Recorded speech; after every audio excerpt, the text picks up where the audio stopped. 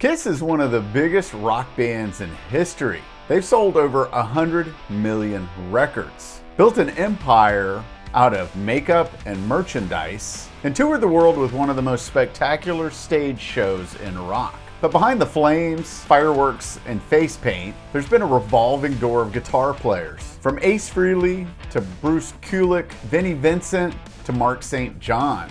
Why did so many guitarists leave Kiss? Ace Frehley was there from the very beginning in 1973. His tone, phrasing, and unpolished swagger gave Kiss its street credibility. Tracks like Shock Me, Detroit Rock City, and his smoking solo on Parasite are all Ace trademarks. But Ace's drinking, car crashes, and endless fights with Gene and Paul over creative control spelled the end. But by the time of Creatures of the Night in 1982, Ace was barely involved and officially quit soon after. Ace may have been the soul of Kiss's guitar sound, but they were not about to stop the money machine just because he walked away. Vinnie Vincent replaced Ace in 1982 and brought a brand new flash with his shred style of virtuoso guitar playing. His writing on Lick It Up gave Kiss a harder edge, but behind the scenes, Vinnie's ego caused problems. Paul and Gene accused him of dragging out guitar solos and going off script live. By 1984, after just 2 albums, he was fired. If Ace was too unpredictable and Vinnie was too difficult, Kiss's next guitarist had the shortest run of them all. Mark St. John joined for Animalize. His lightning-fast solos on Heaven's on Fire and Under the Gun fit right into the glam metal sound of the day.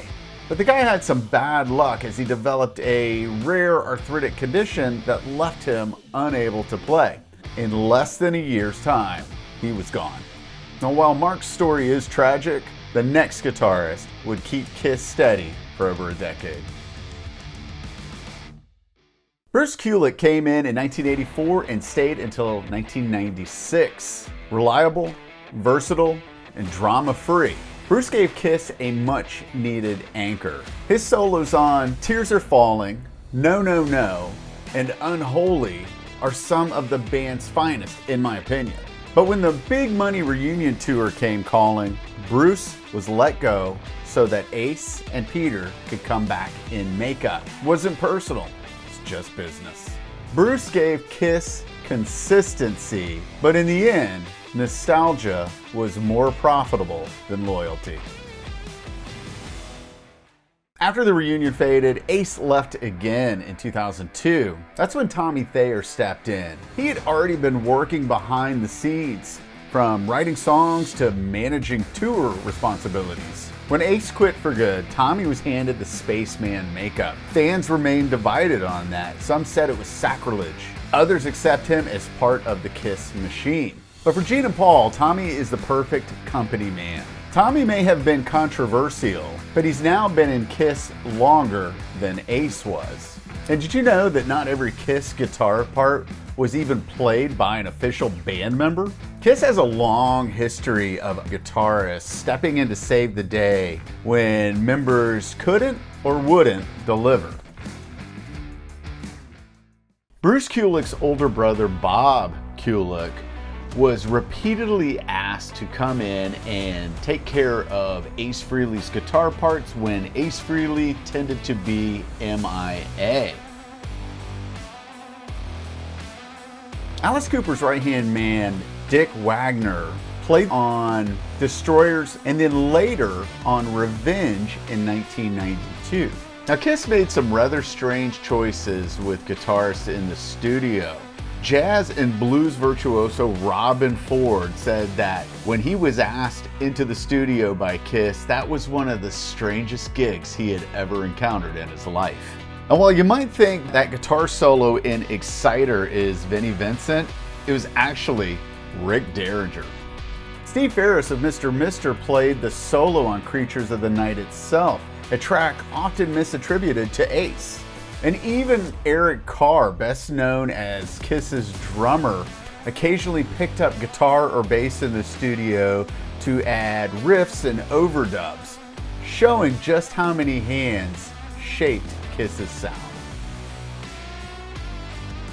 Other guitar players included Mike Japp, who filled in rhythm guitar duties for Paul Stanley, as well as Mitch Weissman from Beatlemania fame. So when you crank up those classic albums, you might not even be hearing the guy in makeup at all. And that's gotta be the most Kiss thing ever. So why did so many guitarists leave Kiss?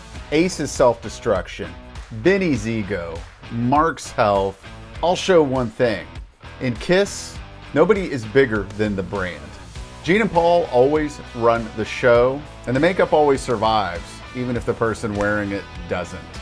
From the wild genius of Ace Frehley to the precision of Bruce Kulick to the hidden hands of Bob Kulick, Dick Wagner, Robben Ford, and others, Kiss's guitar legacy is as fascinating as it was chaotic. So who do you think was the ultimate Kiss guitarist? Ace, Vinnie, Bruce, Tommy, Mark, or maybe one of the ghost players behind the curtain? Let me know in the comments down below. And if you liked this video, give me a thumbs up, hit that subscribe button if you already haven't done so, and check out some of my other videos on why did so many guitarists leave Whitesnake, Ozzy, and Dio. Until next time, keep rocking on.